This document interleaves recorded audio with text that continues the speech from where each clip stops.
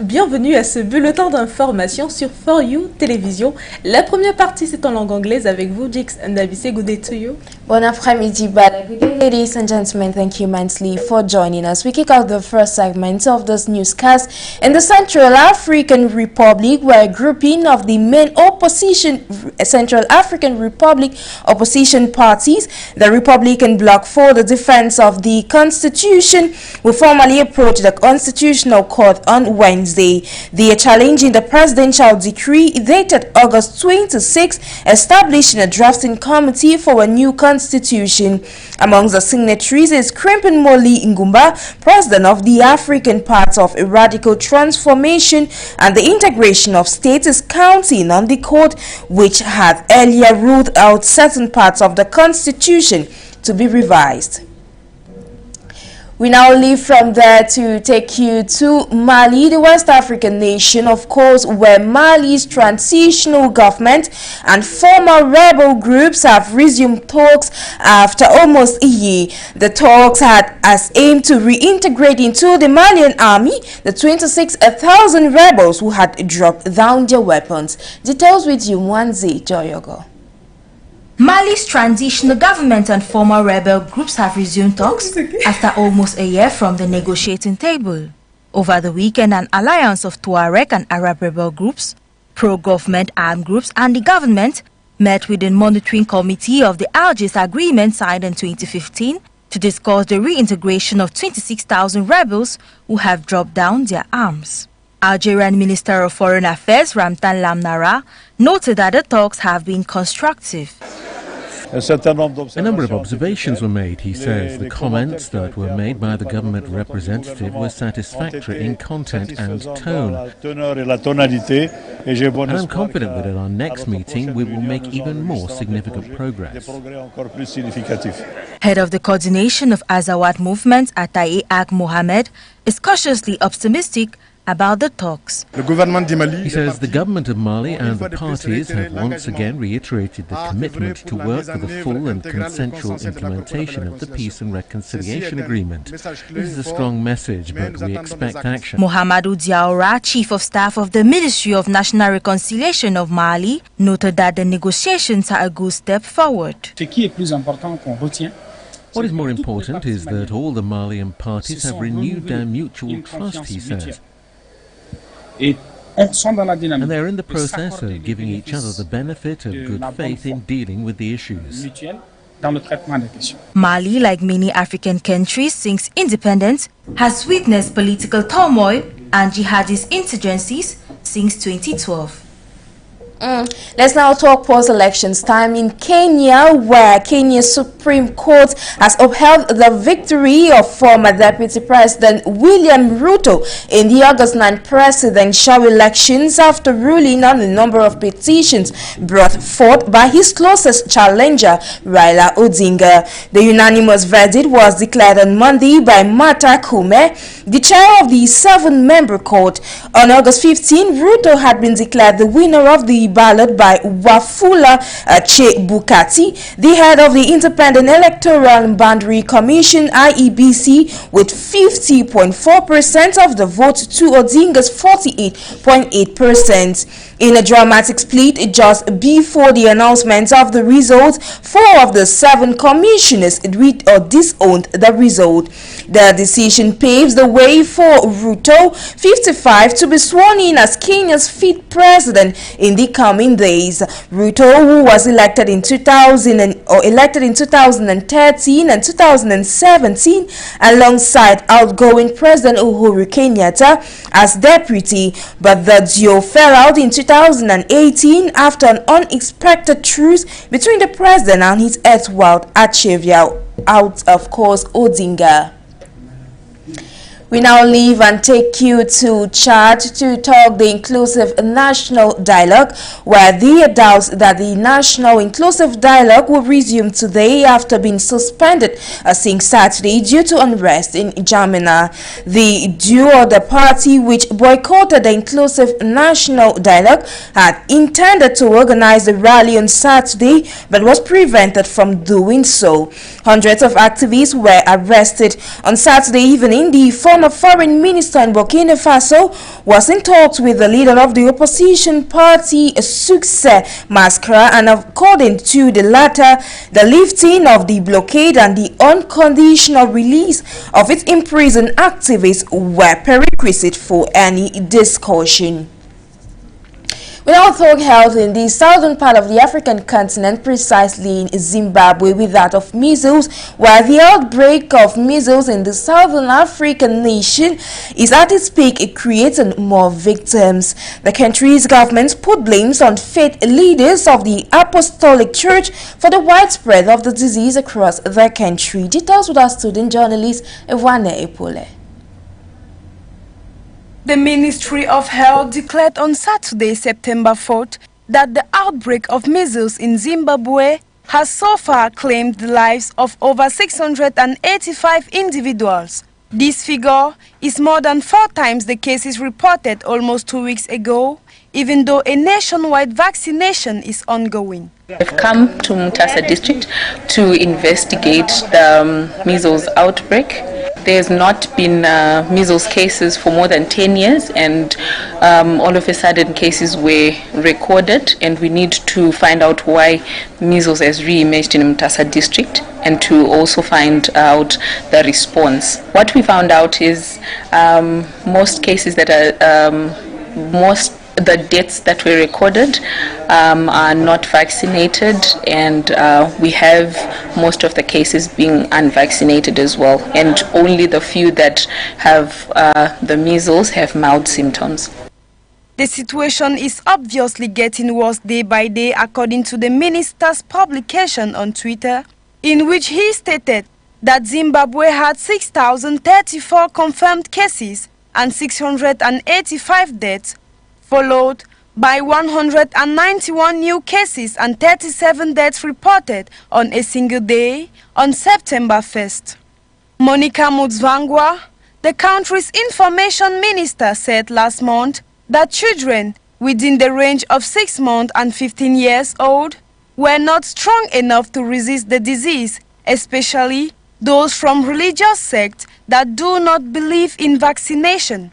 The letter equally said that the government is reaching out to faith leaders to gather support and awareness. The government claims the apostolic sect is responsible for the higher spread of measles, since they don't believe in vaccination but rather rely on prayers. However, the Apostolic Church till now have not reacted to these claims made on them by the government. Thank you, Ewane Epole, for that report. To wrap up this first segment, we now take you to our feature page to talk skin whitening on the African continent, where, of course, this great phenomenon is becoming very lucrative in the continent Africa. Over the years, health experts have advised the various governments to caution their population on the risks and effects it could lead to. The remainder of the story is with you, Takewana. Skin whitening has for over the years gained firm grounds in the African continent, especially amongst the youthful population. While some do it as a result of peer pressure, others simply embrace it as a way of life. From Dakar, Senegal, down to Lagos, Nigeria, Accra in Ghana, and Yaoundé, Cameroon, the story is not different, as they all do it to stand out in the crowd, to smooth out imperfections, and to get ready for a special event or a date. It is a personal choice. No one pressures me. Some women want to be black every day, but I prefer to be a shade of brown. It's better for me. I like it. Not that users are not usually informed about the negative effect the different skin whitening products have, like stretch marks and infections, but yet many still go in for the product. This one is called 3 days before the wedding. It is too strong to use alone. You have to mix it with other products. It is a common statement to hear in Africa among young girls that black is not beautiful, but rather white. J'ai choisi de choquer les gens. J'ai utilisé des images vraiment choquantes pour que les gens sachent à quoi elles s'exposent. I used the most shocking images so that women would know what they are exposing themselves to. Many of them know the dangers but don't think it will happen to them. It is hard to understand why a woman would tell herself that dark skin is not beautiful. It's in their heads. They want to please a man, to be loved, or they want to please society, to succeed. However, pundits have insisted that different governments in the African continent should wage a war to combat this cankerworm in regulating the marketing and sale of such products, a call which the government of Cameroon is setting the pace after a member of parliament introduced a drinkable skin whitening product. Dr. Manauda Malachi, Cameroonian Minister of Public Health, announced the ban of such products, which according to him could be poisonous and could cause skin cancer, skin irritation and other health risks. But aside this measure, health experts and dermatologists insist educating more women and men could actually be the only way out for skin whitening to go out of stock. We have come to the end of the first segment of this newscast in the English language over 4U television with me, Jix Nabisi. The second segment is in the French language with you, Bala. Bon après-midi une fois de plus. Good day to you, Jix Nabisi. Pour cette seconde partie en langue française, nous débutons du côté du Kenya avec les élections présidentielles. Eh bien, 5 fois candidat à la présidence pour Raila Odinga et sans défaite, dont la dernière vient d'être confirmée par la Cour suprême au Kenya. L'organe judiciaire qu'il avait saisi après avoir crié à la fraude vient donc à l'unanimité de donner la victoire au vice-président sortant William Ruto. Ce scrutin était l'un des plus serrés de l'histoire du pays et la décision de la Cour met donc fin à des semaines de controverses et d'accusations. Le camp de Raila Odinga accuse le coup et fait un parallèle avec Al Gore, candidat malheureux de la présidentielle américaine, controversé en 2000 face à George Bush. Après donc avoir prêté serment le 13 septembre, William Ruto, 55 ans, devient officiellement le 5e président de la République du Kenya depuis son indépendance en 1963.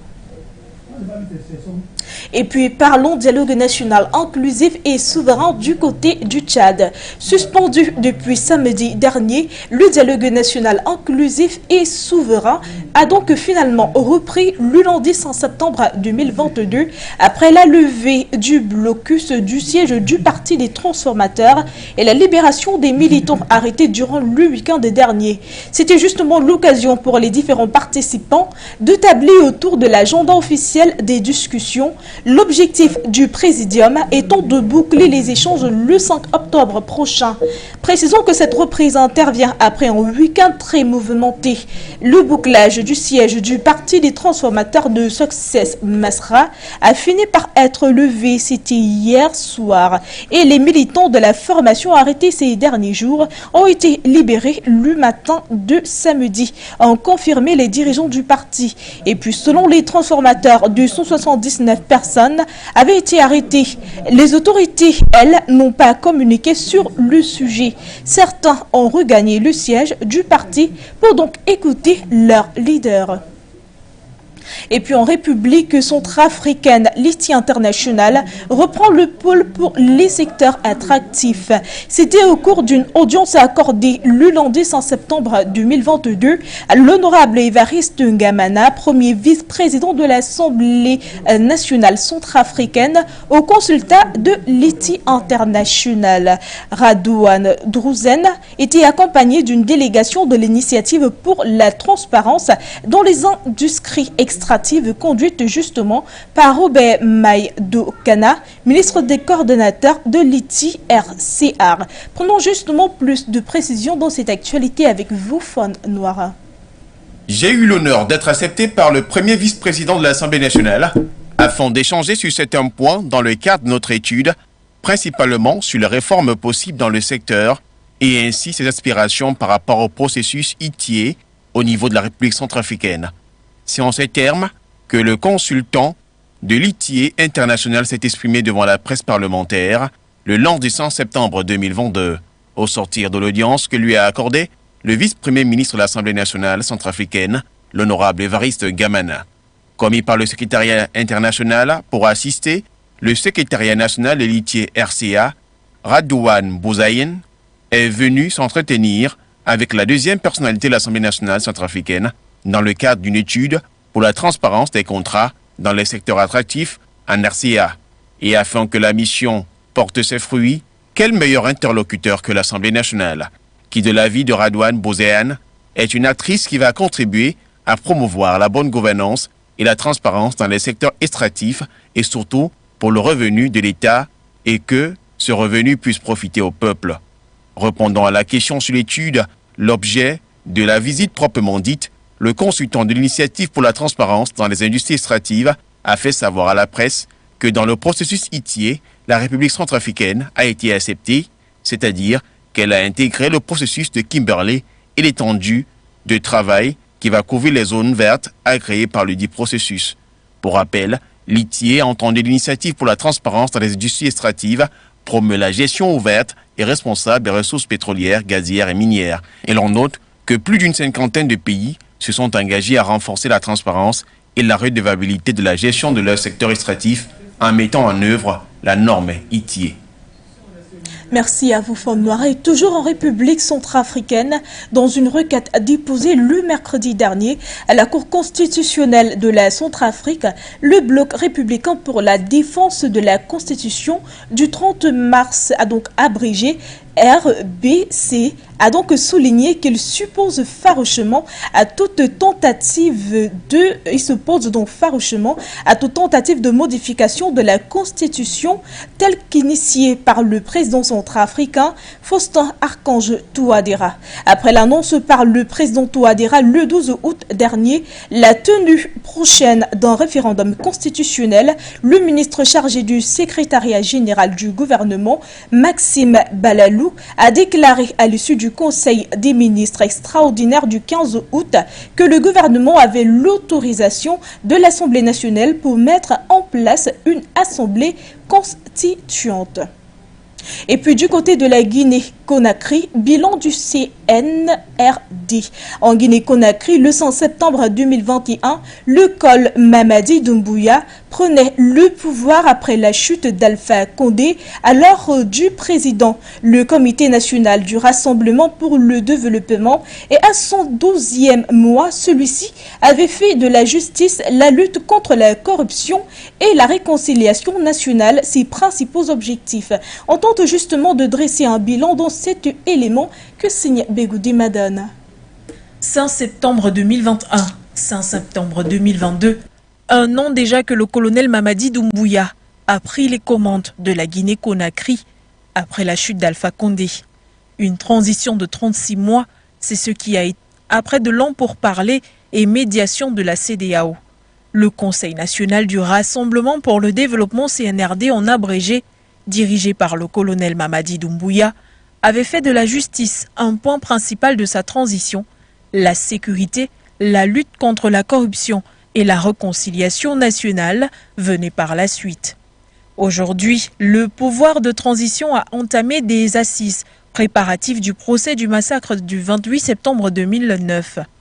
La date du 6 septembre est très attendue comme étant le jour où la date butoir du procès sera dévoilée par le ministère de la Justice qui travaille depuis plusieurs mois à la constitution d'une équipe de magistrats ainsi qu'au local pour accueillir les audiences. Le colonel Doumbouya, pour lutter contre la corruption qui, du temps d'Alpha Condé, ancien président, suivait son petit bout de chemin, a rendu viable le CRIEF et le NDLR qui sont des structures de répression financière et économique. À son arrivée, le colonel Mamadi Doumbouya a dit vouloir respecter les droits de l'homme, maintenir la justice. Il y a quelques semaines seulement, le président de la transition a dissous le FNDC pour cause de menaces à l'ordre public. Il a accusé cette coalition de l'opposition et quelques partis politiques et de quelques associations de la société civile d'agir par la violence, de défier les forces de sécurité du pays. Selon lui, cette décision permettait de sauvegarder l'intégrité publique au vu des morts enregistrés et nombreux dégâts matériels. Mais aujourd'hui, plusieurs prêtent à Doumbouya une attitude inclusive qui écarte le peuple, la société civile ainsi que l'opposition de la gouvernance. De nombreuses manifestations instigées par la coalition dissoute ont eu lieu dans le but de réclamer le départ du CNRD et protester contre son pouvoir. Des réclamations tout de même très mal reçues quand on sait que celui-ci a présenté un chronogramme clair et transparent de sa gouvernance à venir. La question qui s'est toujours posée est celle de savoir qui tire les ficelles et finance le mouvement En tout cas, 2 ans encore pour évaluer le pouvoir de Doumbouya. Nombreux sont dans l'attente de la libération de plusieurs prisonniers dits politiques, mais la transition du président en place est aussi à la remise en forme de la souveraineté guinéenne, des partenariats de parité pour le développement certain du pays. Eh bien, vous ne partez pas, Madone, avec vous. Nous nous dirigeons donc du côté de l'Afrique centrale, plus précisément au Cameroun, où justement le président Paul Biya est décidé à couler l'herbe sous le pied des groupes séparatistes. Celui-ci a donc instruit le déploiement des forces spéciales dans le nord-ouest et le sud-ouest du pays. L'annonce est donc du secrétaire général de la République du Cameroun à travers une correspondance. Plus de détails, c'est justement dans ce reportage. Il est question aujourd'hui plus que jamais de venir à bout des groupes armés séparatistes qui entachent la situation sécuritaire, éducative et économique des régions du nord-ouest et du sud-ouest du Cameroun. Pour ce faire, le président Paul Biya a instruit l'envoi des forces spéciales, des forces armées camerounaises dans les régions susmentionnées. L'annonce a été faite par le secrétaire général de la présidence de la République par le biais d'une correspondance datée du 29 août 2022, dont notre rédaction prend connaissance ce 5 septembre 2022 du fait de son caractère confidentiel. Dans la même correspondance, le SGPR Ferdinand Ngongo a souligné l'urgence particulièrement signalée de ce déploiement militaire dans les régions touchées par l'insécurité. Il s'agit des forces spéciales dans les 2e et 5e régions militaires, dont la création de la 5e en 2018 par décret présidentiel portait un caractère salvateur en ce qu'elle permettait un découpage territorial nouveau, appelant ainsi à de fortes réactions face à la situation insécuritaire dans les 2 régions, mais aussi de par son témoignage du regard attentif que porte le président Paul Biya sur la dégradation de l'atmosphère et de la sécurité dans les régions. Cette décision intervient quelques jours seulement avant la rentrée scolaire prévue pour ce 5 septembre 2022, justement au moment où le ministère de la Défense au Cameroun appréhendait le retour au banc de l'école du fait des menaces des bandes armées séparatistes. Le 30 août dernier, le gouvernement camerounais rassurait déjà sur le déroulement de cette nouvelle année scolaire 2022-2023 en toute sécurité lors d'une réunion présidée par le ministre de la Défense et à laquelle était présent le ministre de l'administration territoriale Paula Tangandji. Des mesures d'encadrement et de sécurisation des zones concernées avaient été annoncées. Mesdames et messieurs, voilà qui met un terme à cette édition d'information sur For You Télévision. Pour la version française, pour ce bulletin d'information, je suis Bala. And for the English presentation, I have been Jix Nabse. Ladies and gentlemen, do have a blessed day in company of our programs.